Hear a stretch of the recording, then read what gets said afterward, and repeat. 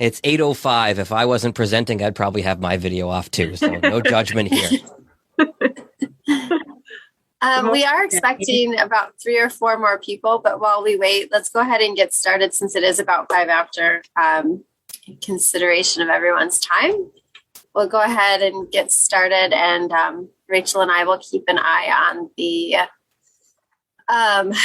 waiting room and admit guests as they arrive.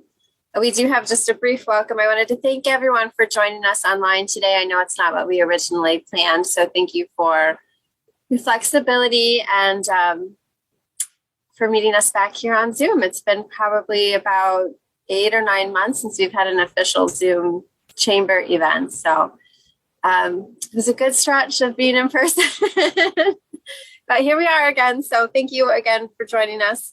I'd like to introduce our staff that's on today, including our president, Joe Bauman. Thank you so much for your support.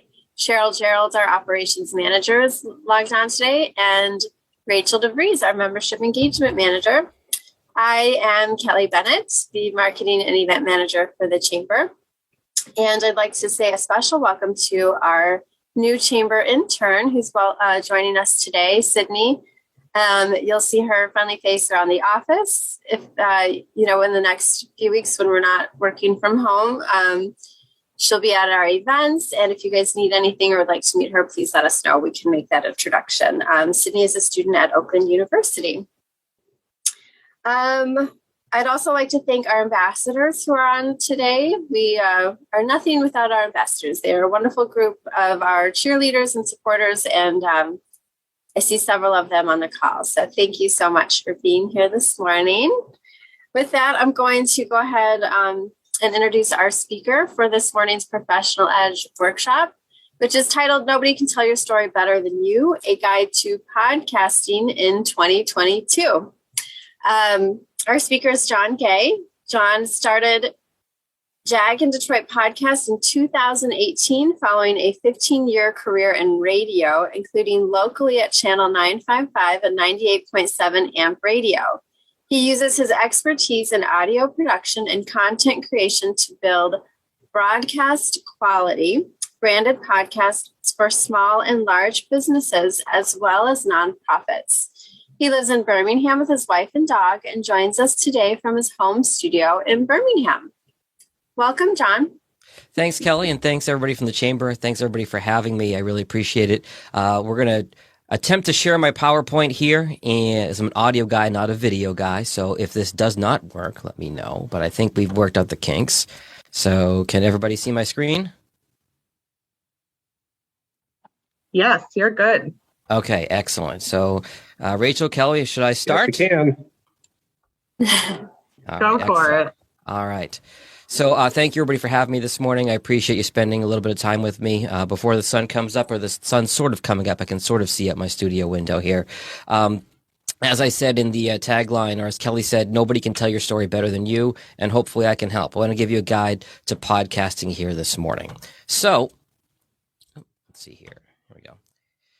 There is a stereotype about podcasting. This clip kind of resurfaced when Betty White passed about a week and a half ago, or 2 weeks ago now. So let me know if you can hear this.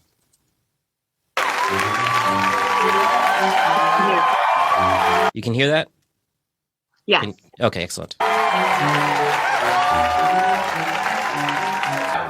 I'm Margaret Jo McCullough. And I'm Terry Rialto. And you're listening to The Delicious Dish on National Public Radio. And it's one of our favorite holidays on Delicious Dish. That's right, Margaret Jo. Every year for one day, we celebrate and say thank you to dietary fiber.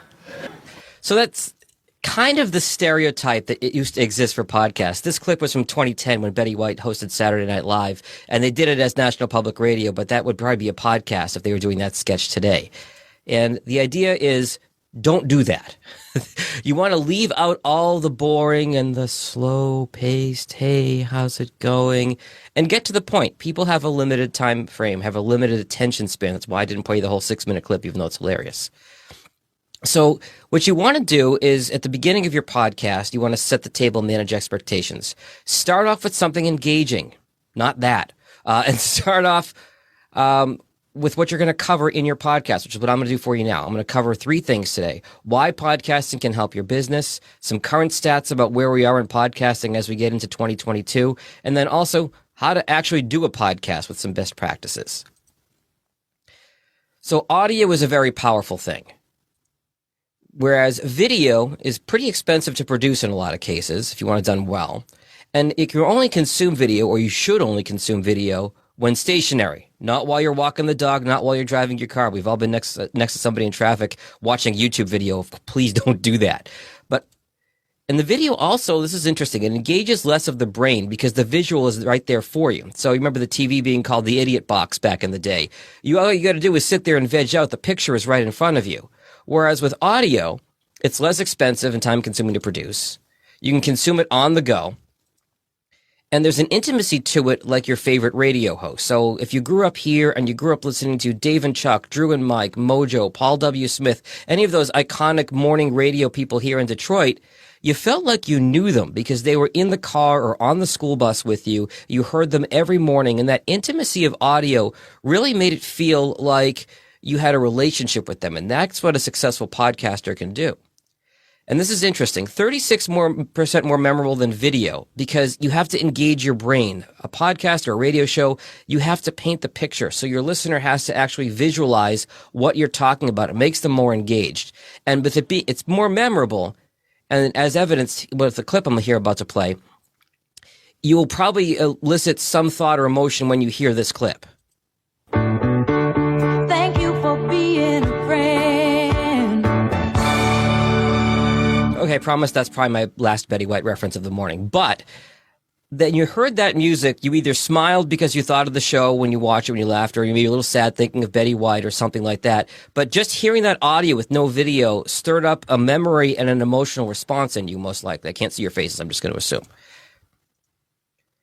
Some general benefits of podcasting. Look, it's built for the smartphone. The smartphones are with us everywhere we go. I have separation anxiety if I'm more than 5 feet away from my phone for more than 5 minutes. Instant information in your hand. If you've got a long car ride, it's a great way to spend time. And this is interesting too. When we watch Shark Tank, reason we root for the people on Shark Tank is not because they came in and hawked the latest, dog poop bag or whatever they're selling. We got their whole story. And we connected with these people because we got their story. And that's the similar intimacy with podcasts, as I mentioned, like radio morning show hosts. ROI, that's return on investment, both time and effort for podcasting. It lives forever. It can be repurposed as a blog post. You can put it out on social media. You can publish it, part of a growing library of content. I'll get to some of this later, but SEO, it can really help your website's SEO. We've all seen the dreaded sales marketing funnel. We've all seen variations of this, probably ad nauseum at this point. But the podcast skips a couple steps here in the funnel. Unaware and leads. If somebody's listening to your podcast, you're going to skip those parts because they're they're already engaged with you. They're already aware of you, and they're probably interested if they've listened to your podcast. And this makes it really easy to track your leads. Call to action or a vanity URL. If you've listened to a podcast, you may have heard, hey, we're brought to you by Mattress Firm. If you like, what you're hearing today, you want to check out Mattress Firm, we've got a 40% off deal for you. Go to mattressfirm.com/our podcast, whatever that vanity URL is. That lets your advertisers track who came to your website. Or before you have advertisers, if you're trying to use this as lead generation, you can say, hey, if you want a special deal only for my podcast listeners on your first package on my website, go to mywebsite.com/podcast. You can actually see how many clicks you get and track in real time the analytics of who came because of your podcast. You go from leads and relationships to skeptics and fans. I love this quote. Creating an audio campaign is a sought-after opportunity to connect your brand across multiple screenless worlds. We're not always in front of a screen. It feels like it. But when we're not looking at a screen, it's a great way to connect your brand. Another thing you can do on your podcast is interview influencers. I mean, this is a true statement. Who doesn't want to talk about themselves?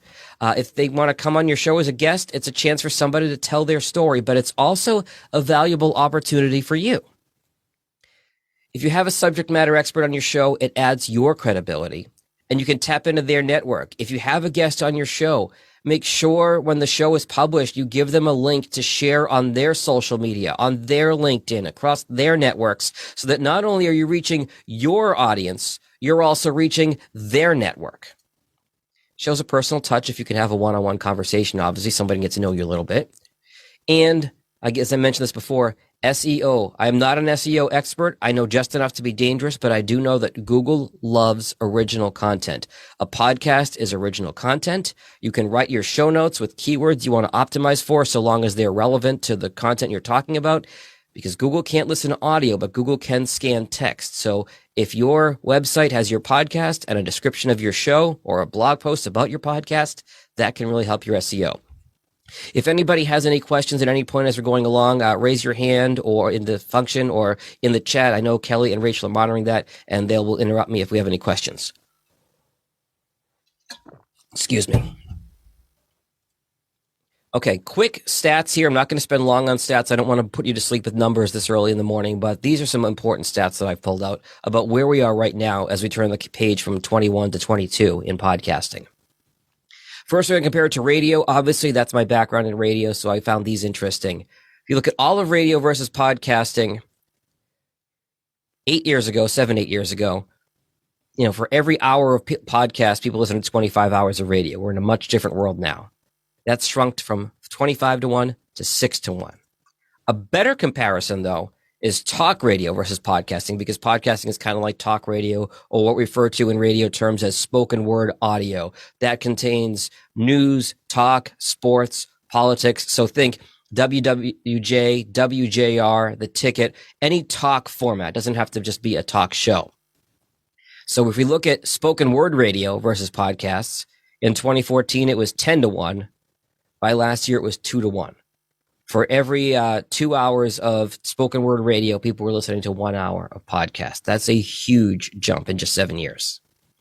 And this is just a quick graphic of what I just explained. You can see over the last 7 years, the share of AM/FM radio shrinking and the share of podcasts growing. Among weekly podcast listeners, people who listen to podcasts every week, the average is 5 shows, 5.1 shows a week. So you've got 5 chances, basically, to get that podcast listener. And in terms of people who are familiar with podcasts, this survey in Edison Research's Infinite Dial goes all the way back to 2006. In 2006, 22% of people knew what a podcast was. As of spring last year, 78%, or 222 million U.S. adults aged 12 and up. That is obviously a big difference. You've probably heard a lot about podcasting in the last couple of years, especially in the pandemic. This shows you how much it has grown. There's a stereotype that podcasts are only for young people. That is not true. This is in 5-year increments, 2011, 2016, 2021, broken out by age. So yes, half of podcast listeners were 12 to 34, and then 35 to 54. 21% of podcast listeners, 1 out of every 5, is age 55 and up. It is not a situation where people just, stop listening to podcasts at a certain age. Think about how grandma and grandpa got on Zoom in the pandemic and learned how to use that. The pandemic was kind of a boon for podcasting because people were home, people were learning new technologies, and everybody of every age started listening to podcasts. Also, it's getting to be a more diverse field. So podcasters used to be kind of a white man's game in terms of creators and oftentimes audience. Now, in terms of gender and ethnicity, the podcasting population is much more representative of the U.S. population as a whole. And that, of course, is a great thing for everybody. As the field gets more diverse, we have more diverse voices in podcasting. Okay. First thing you need for podcasting, I can open the chat here. So if anybody has a quick guess here, want to put it in the chat, or if anybody wants to just kind of shout it out. The first thing you need when you want to start podcasting, anybody want to guess what that is? That's a good, Rachel, a voice. Yes, that's sort of correct. Anybody else want to take a quick stab at this before we move on? Oh, John and Annie, look at you guys. Yes, a script, or more generally speaking, a plan. It is crowded out there. We're going to do who, what, when, where, why. Who are your hosts going to be? And who are your guests going to be? You want to have that idea mapped out before you turn the mic on and start saying, so yeah, dietary fiber. What is your show going to be about? Please, please, please know that before you start recording. How often? Is your show going to be every week, every month? Generally speaking, 1 to 2 a month is good. It's going to depend on what you're talking about. If you've got really timely content, maybe that's weekly, maybe that's daily, but consistency is key. You want to set that expectation with your audience of, okay, a new podcast is coming out today. I know that I listen to the Daily from the New York Times. I know that's posted 6 a.m. every weekday morning. I listen to a Patriots podcast. I'm a Patriots fan. I know there's a recap of Sunday's game up by the time I get up Tuesday morning. And this is important and overlooked by a lot of folks. Where do you have a good recording space for your show? So, I mean, obviously, because I do this full time, I'm in a studio that's got sound dampening all over the walls. But really, in your home, you just want to avoid hard, flat, reflective surfaces. Don't record in your kitchen. Don't record in a bathroom. Don't record in a room with really high ceilings or a lot of echo. Bedrooms are good. Living rooms are good. Couches are good with couch cushions. A lot of people will do it in their closet because they have a million things hanging around them that aren't hard, flat surfaces. Cuts down on that echo. And also, will your co-host be with you or will they be remote? We'll get into more of that a little bit later. And really, you got to answer, as with anything, the why. Why are you doing this? Is it just a hobby? Is it going to be a branding tool for your business? Or the classic, someone said, hey, John, you're funny. You should have a podcast. If that's your reasoning, great. But this is going to be more for the serious podcast that we're talking about today. Now, there's a myth about the podcasting space being too crowded. As of last summer, there were 2.3 million podcasts out there. I believe that number is closer to 3 or 3.5 million today, which is intimidating. How am I going to compete against 3.5 million podcasts? Well, it's not as crowded as you think. So if you look at the chart here, shows in purple are ones that have created content in the last 90 days. Shows in orange have not put out a new episode in the last 3 months. That's kind of impressive when you look at the graph there. So when you do the math and you look that of all these 2.3 million shows, only 300,000 have both done 10 or more episodes and have put out content in the last 90 days, you're only competing with 14% of all those podcasts. It's a lot less crowded than you might think. I'm going to get into a little bit of equipment and software and the how-to with this kind of stuff if you want to start a podcast. All right. Some of you may have this. It is the Blue Yeti microphone. It is the best marketed microphone to podcasters out there. It is the one microphone you should not use when starting a podcast. Here's why. If you look at the documentation on it, it claims to be able to record multiple people with different settings. They market it as you put it down in the middle of a table, you put 5 people around it, and you can record everybody. Well, probably not going to work because you're not that close to the mic. There's going to be a lot of echo in the room. People's voices naturally come in at different volumes, and you're going to have a mess trying to put this thing together. Without getting too technical, there are 2 categories of microphones as far as the guts on the inside of it.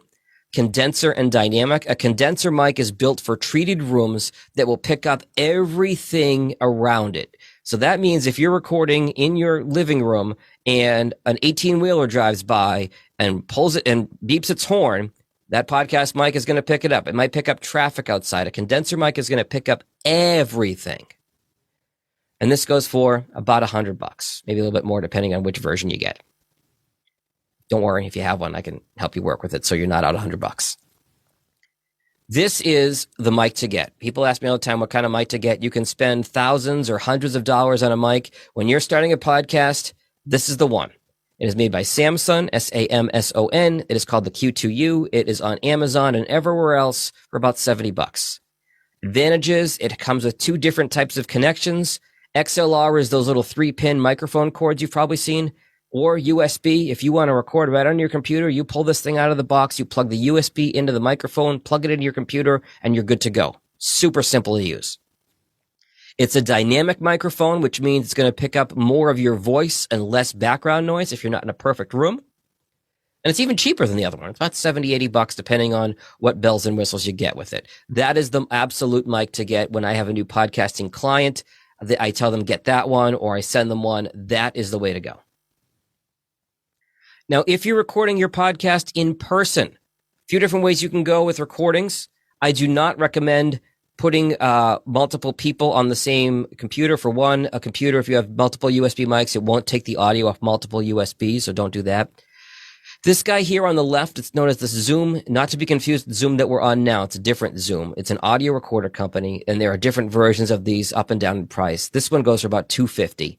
It's the H4n. It's got microphone, you plug two microphones into the bottom of them with those XLR cables, those connections, and you can take that anywhere you go. If you're doing a lot of field work, if you're going to be out and about in the atmosphere, you put the batteries in this thing, you plug your two microphones in, you go record anywhere you want, or you can even put it on your kitchen table and have two people with two microphones recording into it. If you are recording two microphones into one computer, you can use something like this. It's the Focusrite Scarlett. You can see here there are two jacks for microphones, and you can control each individual microphone. There's a USB out in this right to your computer. If you're really serious about this, if you're not on a budget, or if you have a marketing budget and you're spending the company's dollars and not out of your pocket, the Rodecaster Pro is what I'm using right now. Retails for about $600. And it's got 4 microphone inputs. It's got a USB if you're talking to somebody on Zoom. It's got a TRS jack if you wanted to plug your phone into it, and it also has Bluetooth connections. This is the Cadillac of podcast recording, and it's fairly portable too, but you do have to plug it in where you go. That is the beast and the best investment I've ever made in my business. Now, if you're recording remotely, as most of us are doing, and I have to say, even now, as hopefully we get near the end of the pandemic, 95% of my clients, I record remotely from here in my studio. Get that Samsung Q2U mic, plug it in, and you're good. Do not use these platforms. We're on Zoom, and Zoom is great for meetings and presentations like we're doing now. But what happens with Zoom is, and you've all heard this, it doesn't sound like a human voice. It's got that hollow, something just sounds off about it in a lot of cases. It doesn't sound like somebody's in the same room as you. Same with Skype and Teams. And the reason for that is there are many frequencies in the human voice. And Zoom and a lot of these programs will pull out those frequencies from the voice to make the file size smaller, to make the meeting go a lot smoother, for streaming, for downloading the recordings afterwards. The file size is smaller because parts of the voice are missing. It obviously leaves the parts of the voice in that you need to understand what somebody's saying, but it takes parts of it out. There are a number, as podcasting has blown up over the last few years, there are a number of alternatives. These are 4 that I love. Squadcast is my favorite personally, but they all have different bells and whistles. Some will let you stream video to YouTube and Facebook as you're recording. Some have apps for iOS and for Android. Some are better with audio. Some are better with video. These are the 4 that I really like that are the leaders in the space. And I would say if you want to record a podcast remotely and you want it to sound like you're in the same room, even if you might be in Birmingham and your guest is in Phoenix and your other guest is in Tokyo, if they've got good mics, you can sound like you're in the same room. Just check each 4 of these out and see which one has the specifics that are going to be best for you. Typically, they run about $10, $20 a month. Relatively inexpensive to use.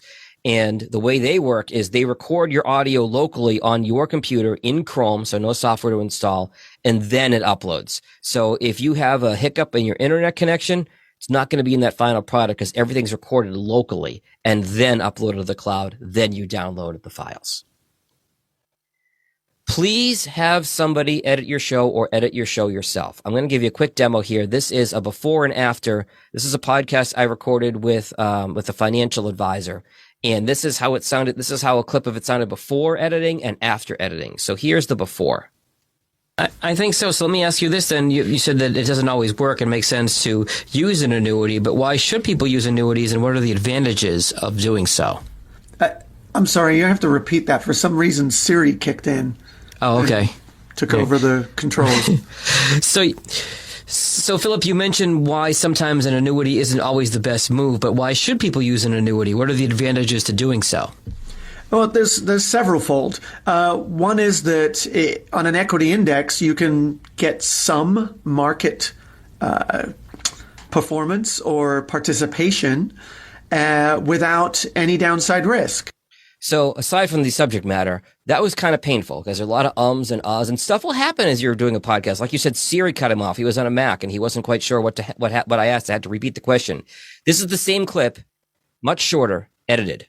Philip, you mentioned why sometimes an annuity isn't always the best move, but why should people use an annuity? What are the advantages to doing so? There's several fold. One is that on an equity index, you can get some market performance or participation without any downside risk. Much shorter, much simpler, much easier to deal with. That was a lot less painful, even though we're talking about, finances and stuff. Thank you, Rachel. So there are a number of software programs you can use if you want to edit on your own. GarageBand comes with every Mac. As far as I know, I'm a Windows guy, not a Mac guy, full disclosure. A lot of people who edit podcasts on their own and might be on a tight budget, they use a program called Audacity. Just like you have the Audacity to podcast, that's available on PC and Mac. I use Adobe Audition. If you have Adobe Premiere or Adobe Photoshop, or you have a various Adobe suite, then Adobe Audition may be part of that. If you want to buy it as a standalone, I think it's a license, and I believe it's $22.50 a month. Mac also has a higher end program called Logic. There's a couple podcast specific editing programs. They're designed for podcasters like Hindenburg and Reaper. Pro Tools is a very high end that a lot of music studios use. But at the end of the day, and this is the quote that from a podcast editors group I belong to on Facebook, the best DAW, it's a digital audio workstation, the best DAW is the one that you're comfortable with. You can use any of these. Whatever you feel most comfortable with is going to be the one for you to use. I think so. So let me ask you this then. Okay. Next question I get. How long should my podcast be? Well, it depends. Too short is better than too long. You've heard the cliche, leave them wanting more.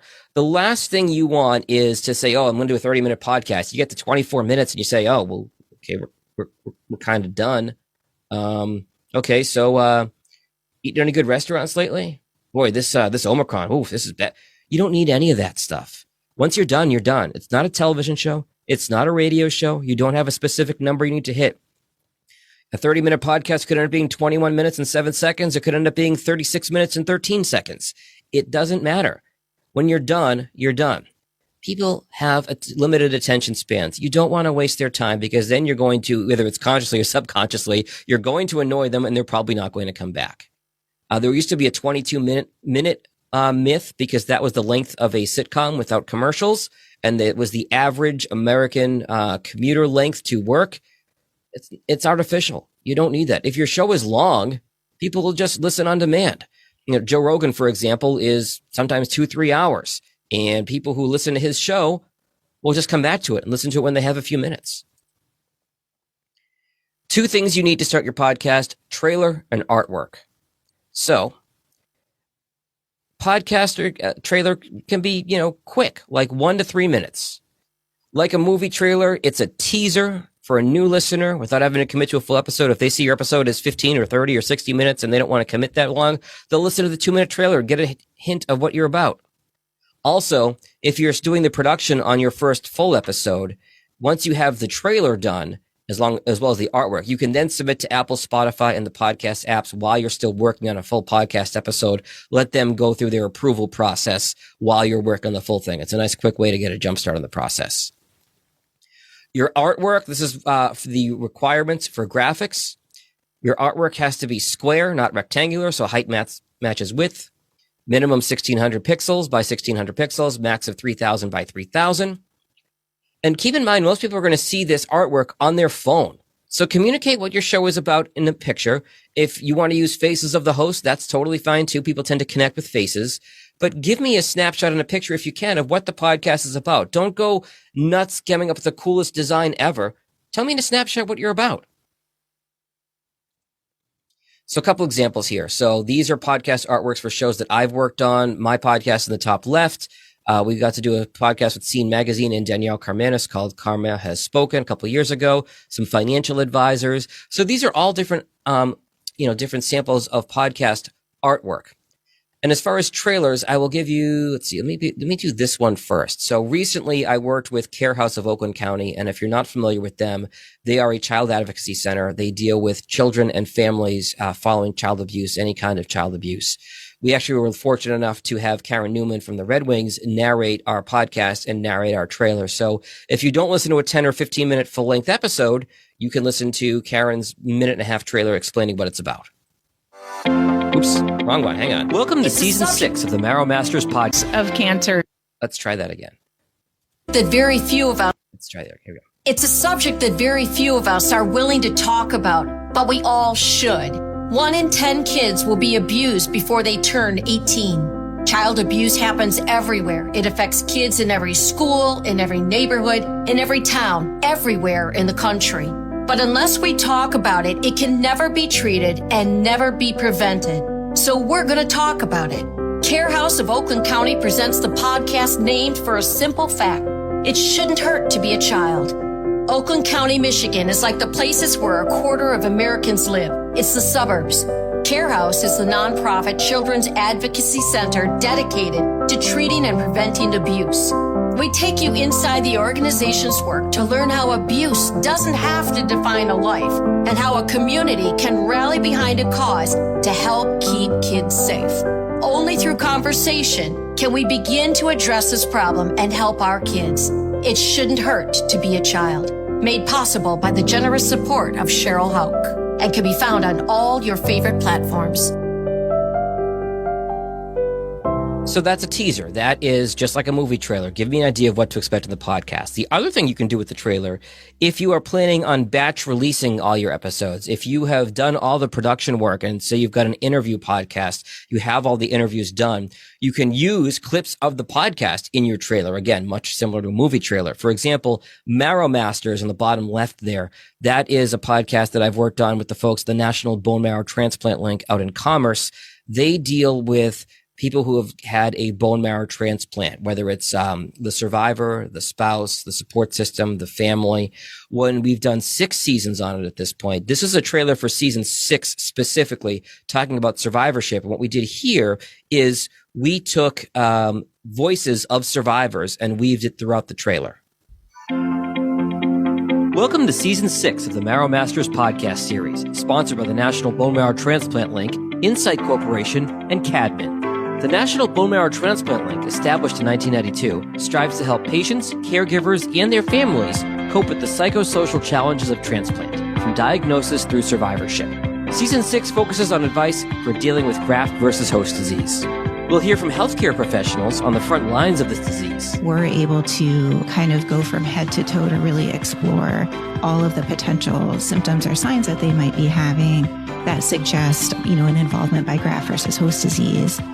There are innovative clinical trials being done so that there are opportunities for getting exposed to potentially life-saving drugs that are used in graft versus host disease. We'll also hear from patients who have many different perspectives on cancer and GVHD. The benefits of cancer. My daughters came home and didn't leave. Number 2, losing my hair was not a big deal. It actually saved so much on shampoo, conditioner, and not to mention the haircuts and hair coloring visits. Because I'm African American, donors are very low for any minority, and I try to help out. They doing some conferences or seminars and things like that. I try to support this whole bone marrow transplant with African Americans. You have to be patient with yourself, your body, because the disease is very much like a roller coaster. And the relationship within the clinic setting, it feels kind of scripted sometimes. And so advocating for yourself, I find, is a way to help bridge that gap and create an opportunity for a conversation that provides information that the doctors need, that the patients need. Don't miss season 6 of the Marrow Masters podcast. Follow us on Apple, Spotify, or wherever you get your podcasts. For more information on the Marrow Masters podcast series and the National Bone Marrow Transplant Link, visit nbmtlink.org. So you can see there was some emotion in there because we had voices of survivors. We had voices of cancer doctors. And hopefully that makes somebody who is dealing with this terrible graft versus host disease complication that comes from a bone marrow transplant, makes them want to listen and get some information from the podcast. Once you publish your podcast, there are 2 steps. The first step is a host. Just like your website, and John Eisenberg on the call will tell you your website needs to be hosted somewhere. Your podcast needs to be hosted somewhere. 3 of the big ones are Blueberry, Libsyn, and Simplecast. They're all great. I happen to use Simplecast. What you'll do is when you have your podcast finished, you will upload that MP3 to your host, and from there it will go out to everywhere else. Think of a wheel, a hub and spoke kind of thing. And let's see here. It has to live somewhere. You pay for this. This is the part you pay for, and then it's free to be on all the apps. Most hosts are going to charge you about $15 a month. I've seen them as low as $5, but this is a good rate because it's not very expensive and you can get all your analytics. You can see how many people have downloaded your show and stuff like that. There are free hosts. You may have seen Anchor in the news. That's actually owned by Spotify now. But beware anything that's free. Nothing is really free. There are questions among the free hosts as to who actually owns your content. It's a really gray area right now. So unless you're on a really, really tight budget, I recommend a reputable host like Above. To publish your podcast, you need your audio, which can be just your trailer, or if you don't want to do a trailer, your first episode. So 1 piece of audio and then the show artwork. Once you have those, you put your artwork and your audio into your host, and they will spit out a URL that is known as your RSS feed. This is where everything pulls from. For example, that is the big messy RSS feed for my podcast. Once you have that feed, you're going to copy paste, and that's what you're going to use to submit to Apple, Spotify, and everywhere else.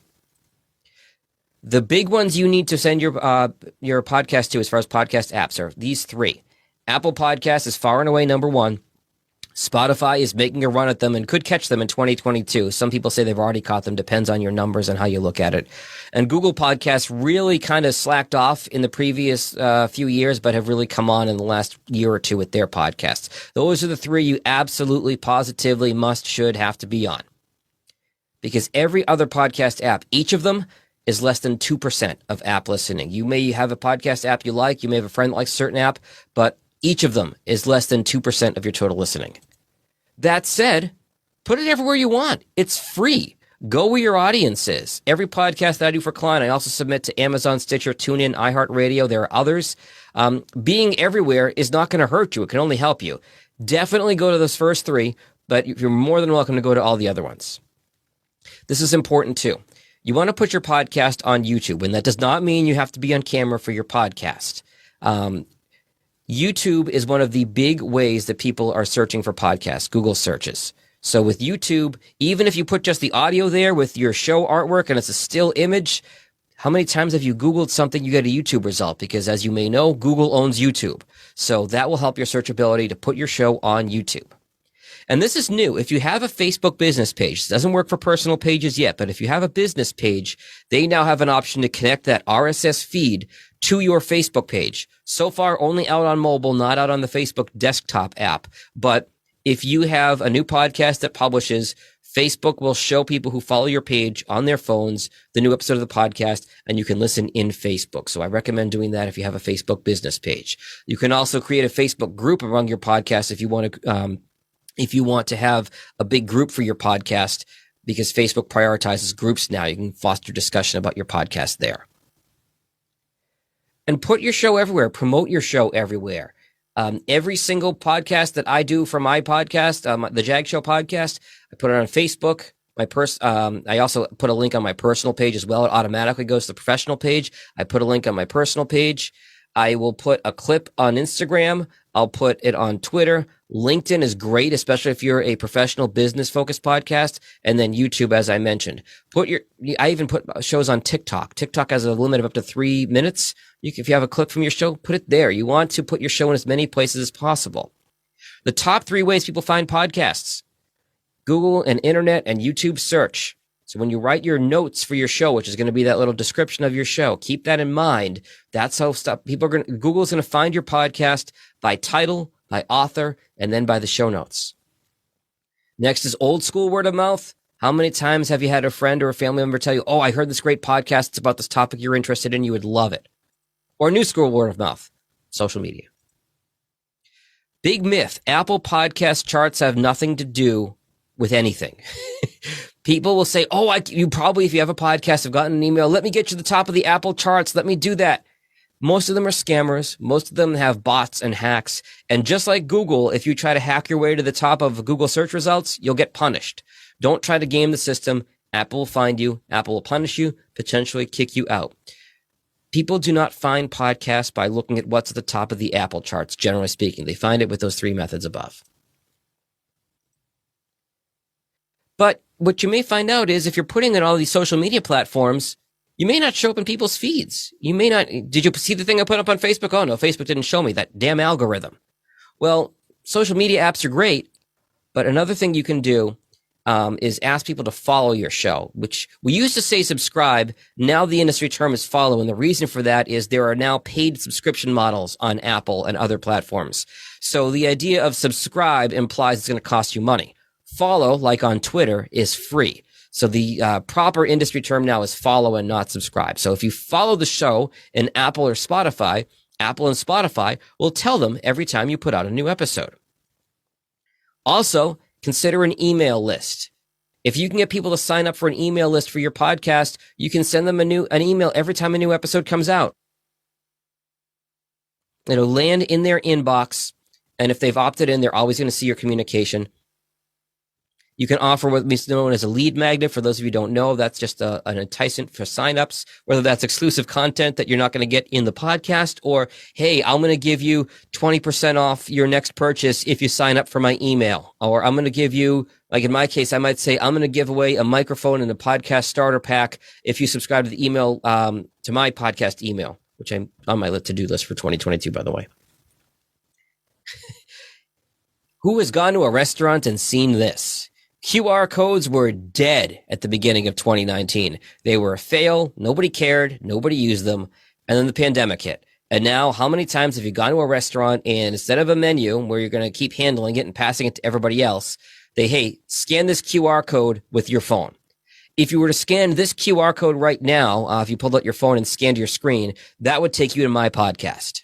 So a QR code works great. You can put it on business cards. You can put it on a website. You could post a picture of it on social media where it's real easy for somebody to find your podcast just by scanning that QR code. Again, QR codes have come back with a vengeance in the last 2 years. Another question I get. Joe Rogan, love him or hate him, is the biggest name in podcasting. Spotify paid him $100 million to go exclusively to their platform. How do I make all that money? Well, you're probably not going to. In fact, this is important. You probably aren't going to make money off of your podcast in the first 1 to 3 years that you're doing it. If you're trying to make a quick buck, it's not going to happen.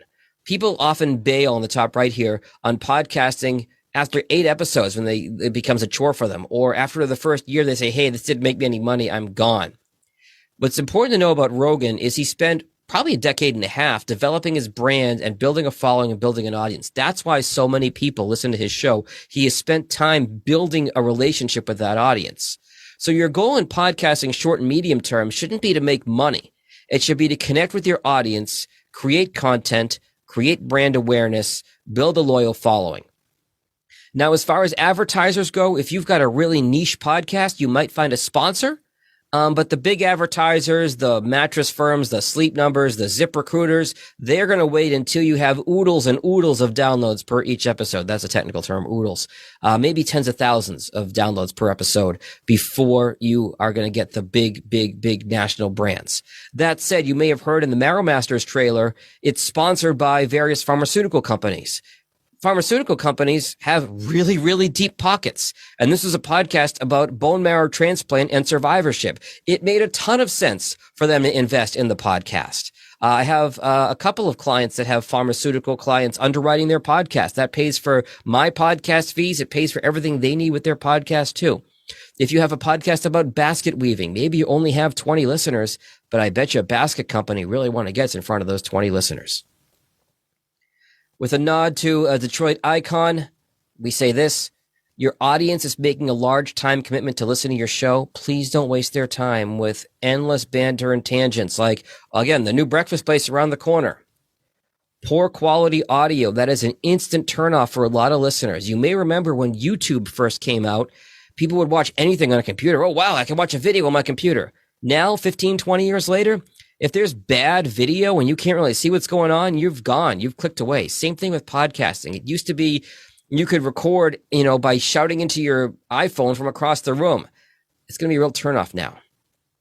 Also, and you've all, I'm sure, heard of podcasts like this, inconsistent volume. You've got one host who's really loud, and then you've got another host who's really quiet. And if you're in the car, especially, and you're fiddling with that volume knob as opposed to paying attention to the road because somebody's loud and quiet and loud and quiet and loud and quiet, it's a huge turnoff. Make sure your hosts are at a consistent volume, ideally when you're recording, but if not, in your post-production and your editing. And, like the other stuff. It's real easy to edit a lot of that out. I'm not saying you have to take out every and every that's very tedious. You might ask your guest a question that's a really good question, and they might say, wow, let me think about that for a second. That's important to the context. You asked a really good question. You can leave something like that. But if you take out a lot of those things, a lot of the false starts on sentences, generally, and this is just anecdotal evidence from myself, when I edit a client's podcast, I can cut about 10% of the length off it. They send me 60 minutes of audio, it's 54 when I'm done. They send me 30, it's 27 when I'm done.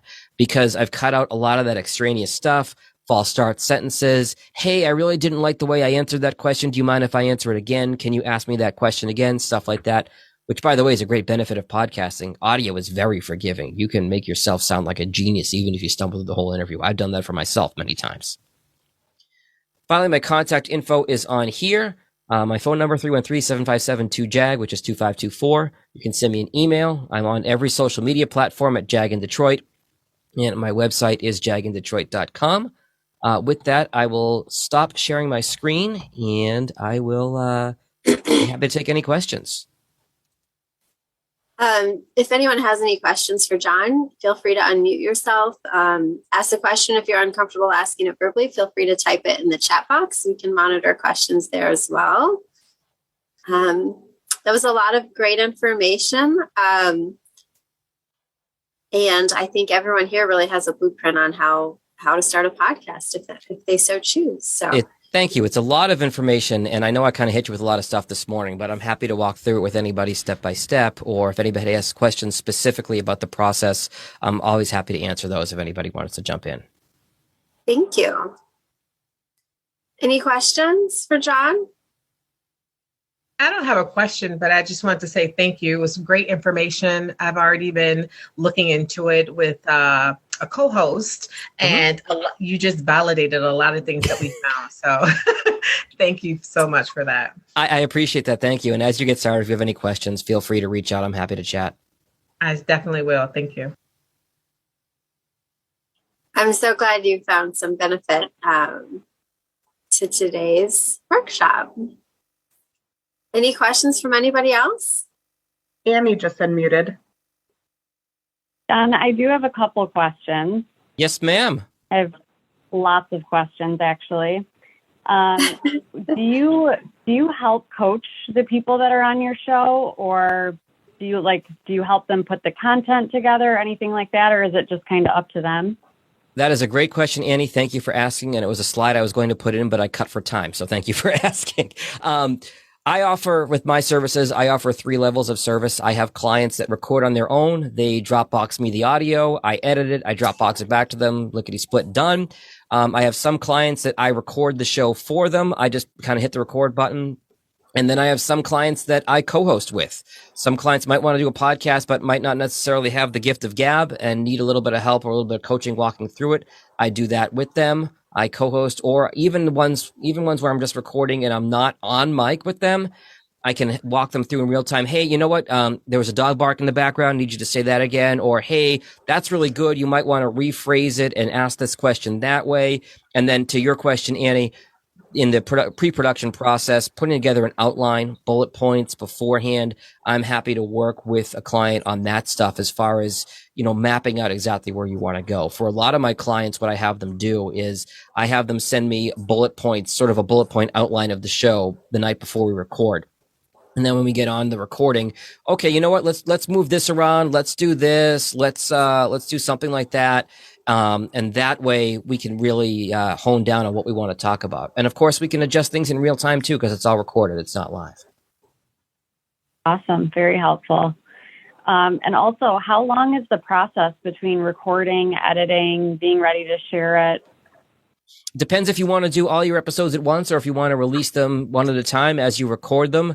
I tell clients just to be, just to sort of under promise and over deliver. Once you send me the audio, once I have the audio, I'll have the audio turned around for you in a week or less. Generally, it's a couple days. I always say a week just to protect myself. But, and then when it comes to getting the podcast ready to go, once you've got your first piece of audio and your artwork, it's usually a couple days to a week to get it submitted to Apple, Google, Spotify, and all the other various podcast apps.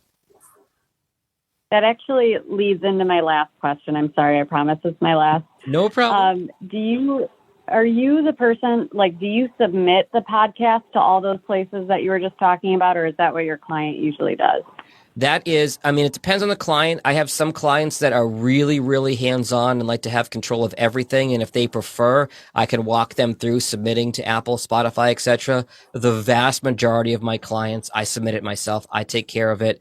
And then if you want to look at the analytics of your podcast, you just do that through your host. And I handle all the back end stuff through my accounts. You don't have to worry about creating accounts and passwords and logins and all that kind of stuff. I take care of all that back end stuff. So you've got one interface you're dealing with, which is the podcast host. Perfect. Awesome. Thank you.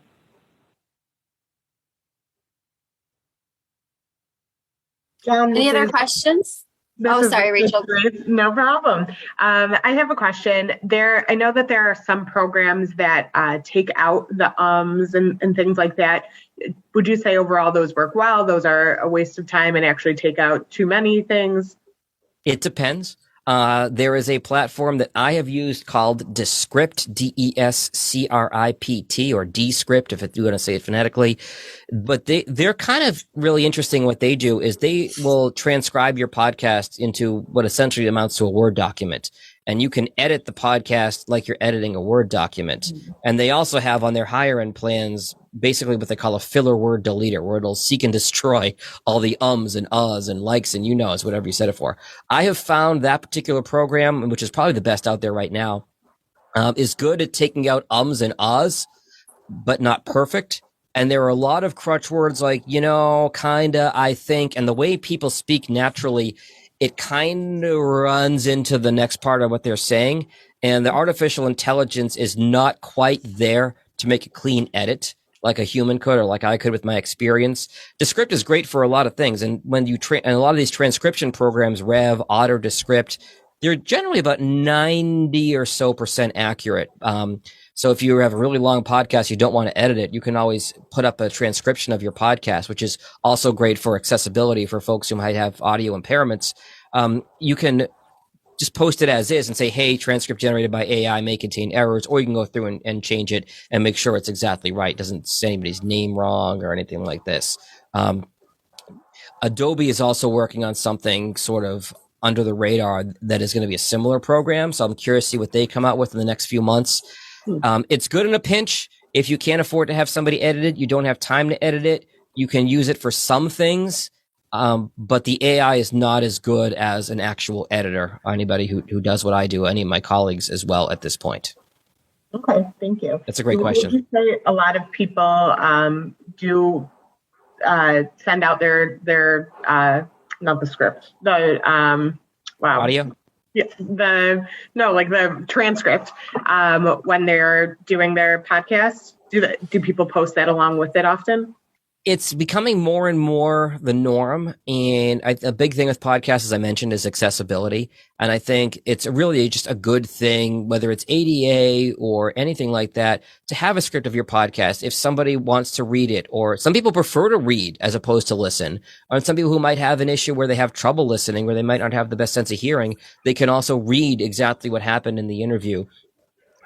It's not an absolute necessary must thing. It is something I strongly recommend. It escapes me at the moment, but there was one really large company that did not have transcripts of their podcasts, and a group sued them under ADA. And they wanted to say, hey, you need to make this thing accessible to somebody. Think of it as putting a wheelchair ramp in front of a building. Like, you want to make sure everybody has access to whatever you have inside.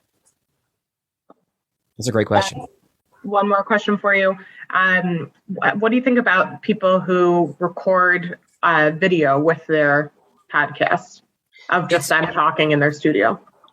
it's fine. And there's sort of a double-edged sword there, Rachel. And I think it's absolutely great if you're comfortable doing that. A couple things to keep in mind. You can edit audio in a way that's much more forgiving than video. If you try to edit ums and uhs out of video, especially if you only have one shot or one camera you're working from, you get that 16-year-old in her bedroom that's doing all those kind of like jump cut kind of things, and it can be really painful to watch. So generally, if you're going to post a video, it's probably going to be an uncut conversation unless you've got like a major flub you want to take out. It's great for YouTube. It's great for visuals on social media. Most of the top podcasts actually do not do video. But again, as I mentioned earlier, I would definitely say put your stuff on YouTube, even if it's audio only. That way you can be discoverable on YouTube and Google with your content for sure. Video is great if you're comfortable doing it.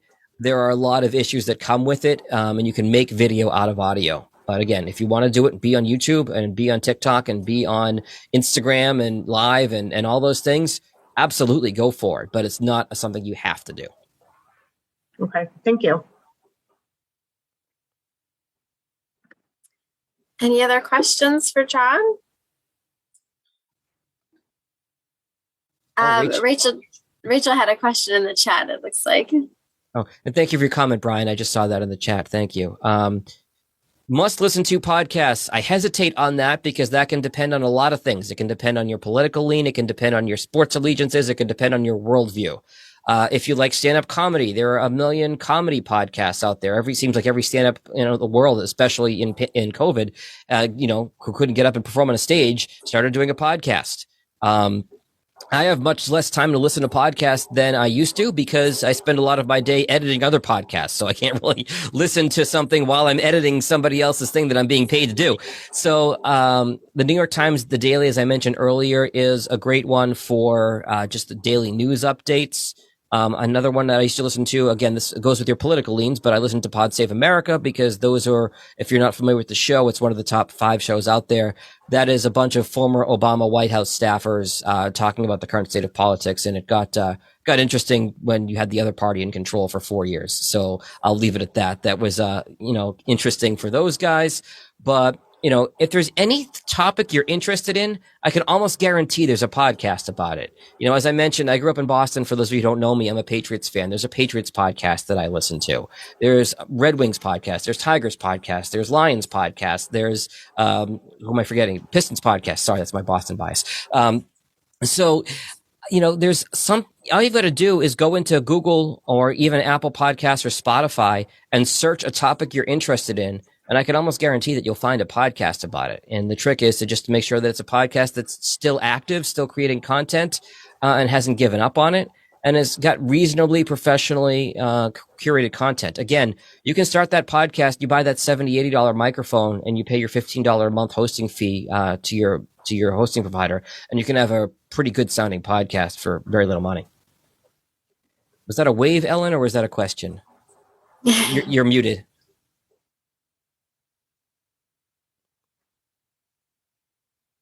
No, I was just saying hello to somebody. Oh, okay. Hi, John. Hello. I've been talking for an hour now, so I'm happy to hear anybody else who has any questions. I think I don't see any other questions either in the chat. No one's kind of waving me down. So thank you so much, John, for your information today. We did record this and we'll be sharing this on our website. If you'd like to hear it again, or if you'd like to share it with, a colleague who wasn't able to be on today or a potential co-host. Thank you all for your time. We do have, events are in flux right now. We've had to postpone things and cancel other things. So keep an eye on our e-newsletter and social media and our website for the most up-to-date chamber event information. Like I said, we appreciate all of you being flexible today and joining us online.